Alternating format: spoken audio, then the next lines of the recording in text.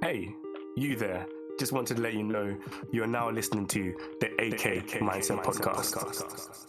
Hi, guys. Welcome back to the AK Watch, episode 2 of the AK Watch, watching the one and only OSHI this season's top hitter, I would say, especially with the uproar of approval from the first episode on our channel as well as just in general. But back with me today, watching this and discussing the antics that took place. Talk to them, Daniel. Yo, what's going on, people? I'm back for episode 2. Missed episode 1, but Rajel held it down for us. So if you haven't already, check out his thoughts on episode 1. But yeah, we're here to talk about this great show, episode 2, and it seems the story is just beginning. So yeah, I'm ready for a good discussion. Definitely. Might as well just jump straight into it. This episode was, I would say, in general, kind of come down from the movie we got last week. Not in terms of quality, but in terms of intensity, I would guess, because obviously they were covering a lot of stuff in regards to the first episode that we all watched, in regards to them growing up as kids, obviously the background story of them being reincarnated into as kids. So there was a lot of stuff that we needed to kind of come down from and gradually start kind of getting situated in the actual pacing of the story, which is kind of cool. It's definitely cool to see Aqua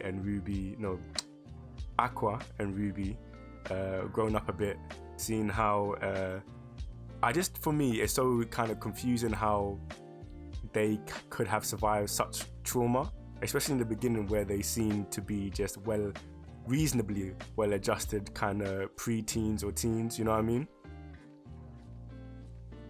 You mean like after the death of I? Yeah, after the death of I, like from the first interaction we see in this episode, just how they're getting along with kind of day-to-day life. Obviously, the kind of step-in mother who took the reins and reared them into, in place of I. But it's still kind of crazy just to think that these two, especially what we know of them and their story, and that these two can seem so normal in a way, even though there's kind of like other stuff in the background. I guess, but it has been probably about 10 years since the death, and when we're talking about Aqua, it doesn't really seem like he's over it at all. And this Ruby's more kind of using her death as a fuel for her dream to be an idol. She's kind of using that to push herself forward in more of a positive light, whereas with Aqua, it seems to be weighing him down quite heavily, as we've seen in this episode. Yeah, definitely. I think it is mostly to do with, obviously, their past life. I think that's an aspect of this second episode that you kind of see more. Their past life kind of built them in a way where they're able to, like with Ruby, pursue her dreams, mostly with the notion that in her past life she was unable to have the opportunity to pursue such dreams, you know what I mean? So like in this life, she's gonna take it by the reins and go full on, even though she understands the full implications of being an idol, and like she knows it really well, especially with the death of her mother and stuff. So like for her to commit to that, that the kind of the overshadowing of her past life is really still kind of with her. It's not something that they've left behind. And even regards with Aqua, he kind of similarly obviously shows that he's just such a more darker tone character. So like the death in his past life has cemented or like invigorated his pursuit of like forming revenge and protecting his sister, which is really kind of interesting to me. Yeah, I think the difference in age pre-reincarnation also might play a part, and then probably just what they experienced, because with Ruby, she was the sick girl Sarina, you know, she wasn't well and she died around 12. Didn't really get to experience much of life. And the other guy, who was Aqua, he was Dr. Goro, and then he was treating Sarah and watched her die. Then he gets killed by a stalker after promising to help Ai. So that's already, you know, not the most peaceful way to go out. And then he gets to be with Ai for a number of years and watch her die in his arms, powerless to do anything. So yeah, it's not the best start to his life, well, second life. And I feel like in this episode you kind of see how twisted he is now. It's really sad how I felt watching him throughout this episode, just the darkness within him, the way he's even missing with his sister's the auditions. He's pretending to do the rejections just to protect her, because he has that image of I dying and he doesn't want that to happen to Ruby. But I understand, but I don't really agree with what he was doing. It's just, But do you think he's overstepping? Oh, definitely. You can't. That's a bit too controlling. At the end of the day, she's her own person. If she wants to be an idol, you need to find a different way to protect her rather than crushing her dreams. Because, you know, just lying to her that's just messed up, man. I think the way Miyako, the stepmom or the adoptive mom, the way she did it was nice, because she was like, okay, cool, we're gonna start the idol part of our agency. But Aqua was just straight up fabricating lies to crush Ruby. And you know, I'm just surprised that she still had the motivation, because like she literally, her whole family is hating on her in a way, which is hey, for real. That's actually so true.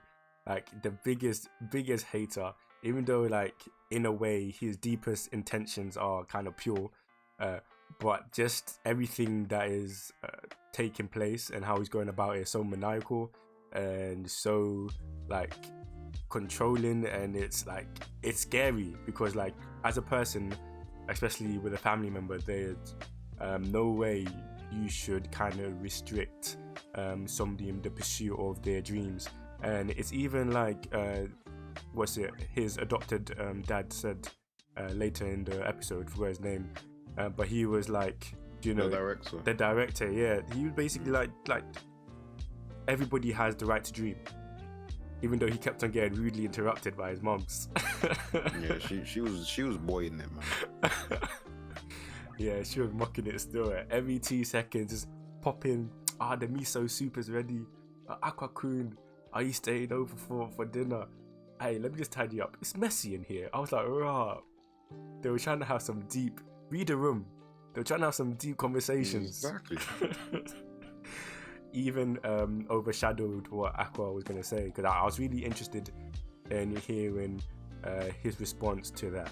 And I have no idea, like, it felt like he was coming to a place where he was kind of half accepting a certain reality, where he's like, you know, maybe I should also pursue a dream that I had of acting, because I do feel like he wants to act, even though I just feel like he's just so consumed by his anger and revenge and protecting Ai that he is really kind of misunderstanding his own deeper like dreams and feelings. He thinks that if I reject all of those and put all my energy into crafting this lane, I will be able to 100%, you know, get to the destination of getting my revenge. But bro, he should just know that is not going to fulfill him.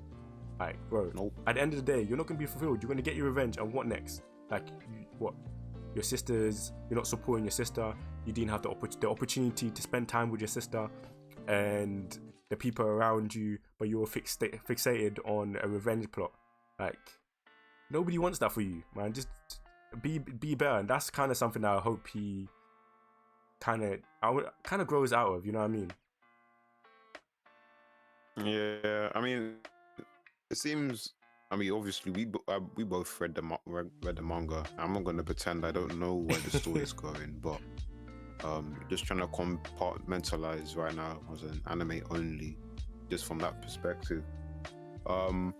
What if at this point when I was reading the series, when I was reading this and watching this again, I feel right now is looking at Aqua, I'm just hoping that the journey he takes as he's entering this entertainment world, helps him to develop as a person. Obviously, he's quite young, but he's technically old because he's reincarnated. But I just hope he meets people that change his mindset and help him to, because I feel his world is quite closed. It's just I and then Ruby, and now since I is gone, he's super focused on Ruby. So hopefully he gets somebody to open him up more. And then I think at the end of the episode, you see one of the characters that might be doing that with the Kana Erima, the girl from the last week, the child actor. So that's one person that we're gonna hopefully see him interact with, and then we'll see like how that impacts him. But I think right now he's very closed off, and we just need to open him up so he can lighten up. But obviously it's kind of hard for me to just say lighten up, because he just been through like 2 traumatic experiences, and being reincarnated, because this is just like a relatively normal world, right? Like they're just normal humans. So that whole experience of just reincarnating is already weird. So yeah, his life is just a strange experience. No, for sure. It's like you said, that the whole like circumstance, reincarnation, the deaths, the stresses, or just being a child growing up in society and all its own pressures. Like, it's crazy what these two are going to have to battle with, and continue to kind of overcome. And especially with Aqua's case, like you said, I know that he's not putting in the effort to kind of overcome everything he's gone through, like, do you know what I mean, or to kind of put it in the past and move on. Because even with Ruby, you can see that she's really dedicated to something passionately, something that you know what I mean, something that is like speaks to her, something that speaks to her creativity, her love, her passion, her joy. And even like that's kind of changed her kind of character. Like, she's not saying she's moved past Ai's death, but she's kind of found peace in the fact that she has the opportunity to pursue the same things that her mum did, and that she has similar enjoyments to her mum. And that's kind of sweet. It's something that helps you in hard times when you're down, something that something to hold on to, like a hope, and something that continues to remind you that the person that is lost is still a part of you and still with you and still watching. Especially since we know that Ai's kind of dream was also just to see her kids grow, and whatever they pursue wholeheartedly, giving them the every opportunity to do that. And only one of her kids are really grasping that, which is crazy given the fact that it's legit their second life. It's a second opportunity to kind of do things differently, and only Ruby is really taking a hold of that. I feel like Aqua is just wasting everything, you know what I mean? Yeah, I think so. But I think Ruby was already a bit less, like I said, she has less life experience, so I think it's easier for her to do that. When you're older, it's harder for you to change, and then once you're stuck in your ways, you're more likely to stay that way. No, that's true. The age gap, like you said, is definitely something that's significant, and also just shows, because maybe that's kind of the bad thing about like getting older. You kind of lose that natural kind of ignorance and hope that a child has, you know what I mean, that anything is kind of possible. It's like you've seen so much, and especially in Aqua's case, it's like he's seen so much of this world and experienced so much that he's like, bro, I can't be ignorant to what's happening. I have to be, worse than the worst thing that's out there, so I can, protect the things I need to protect, you know what I mean? And that's kind of his mentality. Like, if I like go before everything that could really affect the things I care about and I need to protect, then that's the best way forward. That's the best way to defeat that. And like, he does show, he's a scary guy, I'm not gonna lie to you. Like, the looks, the eyes, the stares, sometimes it's like there's nothing. It's weird. It's like there's actually nothing. It's like, bro, like it's not even like anger, it's pure like animosity, like just staring into your soul. And obviously someone like that, like, you just want them to get as much help as they can. But I do feel that entering the school setting will provide more opportunity, even though we did say we moved on from school-based shows, but I think we filmed this one. Yeah, I mean, it's not just the school, it's more about entertainment world, so I don't really mind. It's more about exploring some of the darker tones to being in the industry, like we've seen with the girl that Aqua was quote unquote scouting, and she's just explaining about her situation, how the manager seems to be favoriting one girl because they're dating, how much money she's making, how much expenses get taken out of that pay. And then it just serves as a reminder that being an idol is not a sustainable way of living, nor is it a long career, and most likely you're going to get a second job. So it kind of makes me question, is there any point of even being an idol? Because it just seems like a lot of trouble just to get into like the top position, and then once you're there, you're only going to be there for, it seems like, your 20s, and then you kind of have to work your way back into the real world, which is, I don't know, for me, I think the idol culture in Japan is something that I still don't really understand, and I don't really get why it's so I don't get why it's so popular, but I don't really understand the mindset towards it, how they put these people in these positions. Because just even going back to the last episode, the fact that my man came and stabbed her just because she had kids and she didn't say, and she was lying, it just shows how much they idolize and they build these people up. But they're just celebrities at the end of the day. Like, that's just what they are. They're not idols, they're just celebrities.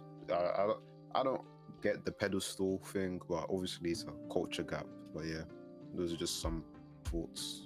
No, it's very problematic, and I think this is what this anime has really done well to showcase, and like just how problematic the idol industry is. Even though I feel like everybody does know, you know what I mean, you can't be ignorant now to how fanatic people have become in following certain groups and certain individuals, and how like it feels like they're put on a pedestal, and people are then, their main aim is to try and bring them down, you know what I mean, try and get something that takes them from the top. And for me personally, I wouldn't want that. I wouldn't want the stress of that kind of situation. And even prior to even becoming an idol, you see how it can, like, it plays with two things. It can affect your sense of worth and value. Look at how Ruby immediately broke down when she realized she didn't get the part. Obviously, it's normal to be sad and stuff when you're pursuing something they love and you're not unable to get it. But when that position is kind of restricted by politics and underhand workings where people have favorites and a lot of power is in play, it's unfair, you know what I mean. It's not a position where you're like, I can go and attack this and I have a fair opportunity of getting this. Like we saw in the first episode when I didn't get the acting part because she was shining too much. Like, hate her because she was shining too much. They cut her scenes. Like, politics. Because of politics. That's why this industry is actually ridiculously tapped. It doesn't make sense. Like, why you'd want to pursue that. But obviously, for those who make it to the very top, that's understandable, like the wealth and stuff. But is it worth it? Is it worth not having the peace of mind, not being able to be free, having to hide everything, having to be, when you're in the public eye, be a fake version of yourself, this like perfect image of not even what you want to be, but what the people watching you are want to see. That's what you're trying to be, just to help people fill their pockets and sell stuff and be trending all the time.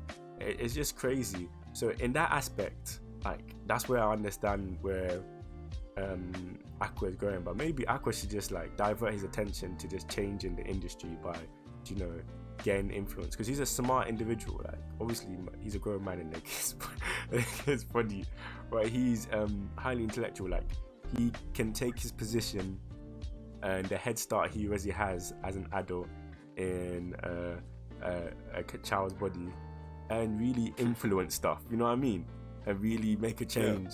And that was far more profitable than what my guy is doing right now, which is just too much. Yeah, man. To be honest, I understand. We have to get back in blood, because that. I mean, that experience is just crazy.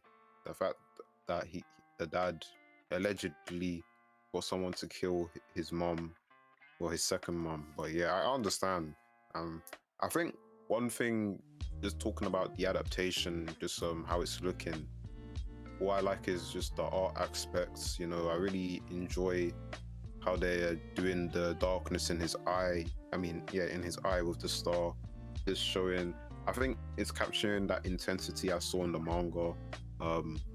Expression wise, it's not as I think the expressions are pretty good so far.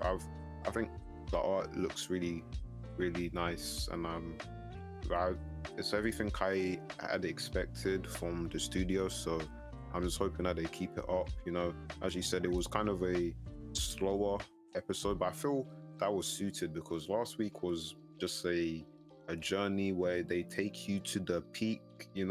We follow Ai briefly on her journey as an idol, and we get to explore like some of the challenges and then how she overcomes them, and then see her at the pinnacle pretty much for an idol at the dome, and see that come crashing down so quickly. The tone shift is just so drastic, hits you like whiplash, and now we're starting again on a slower journey as we're seeing the kids enter the industry. So yeah, I think the episode was, this kind of tone pace was needed, because the way the tone shift hits you in that last episode is crazy. I think you just need a bit of a breather before we start slowly building things up to another peak, because yeah, it was something else. Yeah, last week's episode was, to say the least, dramatic, especially ending, and you can tell just by just how everybody reacted in kind of in like the enjoyment, or we need to watch this, because like you can't not talk about how incredible and how intense and how well kind of written or paced, however you want to say it, that episode was, to kind of draw every emotion out of you in like the last 5 to 6 minutes of the show, when everything kind of came to a big like bang. It's like crazy. Yep. And bro, like you said, having a calm episode is good sometimes. And it is needed. And I think the first episode did a lot in kind of grabbing people's attention, and that's what a first episode needs to do.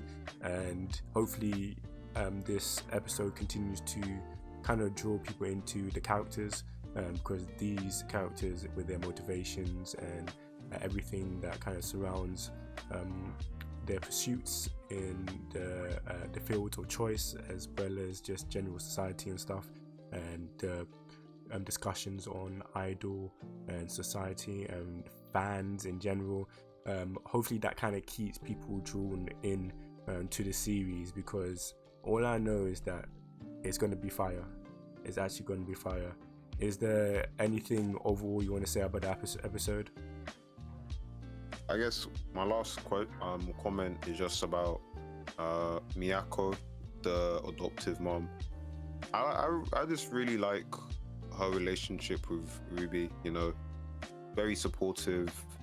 You can really tell that she cares about both of them, and you know, I saw one comment saying that what did it say? She's not the stepmom, she's the mom that stepped up. And yeah, she really did step up, and you can tell like Ruby is partially how she is now because she had someone like that in her life to support her and, you know, encourage her, guide her. And I'm really proud of Miyako because she didn't even want to look after the kids, and now she's there being at the forefront, pushing Ruby towards her dream of being a top idol. And I think from where she came from, it's like a complete character arc. And, you know, she seems like a great person now. And, you know, I just want her to continue to be successful because she deserves it. And that's all. No, I agree. That was a big up to the mums that step up, you know, the parents that step up. We love it.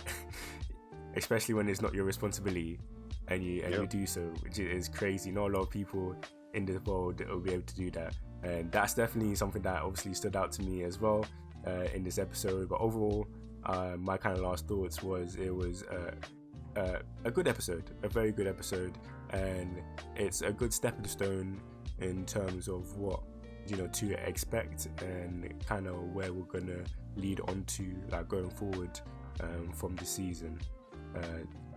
If that is all, I would like you guys to just thank you guys for listening as always and staying in tune with us. I saw us, we're nearly at 100k subscribers. 100k, you know, 100. Hey, did you hear that? I was dreaming. I was dreaming. Hey, early, bro. Speak into existence. We're now at 100, close to 100 subscribers. So just hit the like button, subscribe, get us there. As we continue to grow and continue to produce content, and, you know, just grow with us, the AK Mindset Squad. Really appreciate you guys listening. Like and subscribe, follow on the socials, all links are in the description, and I'll catch you in a bit. Peace.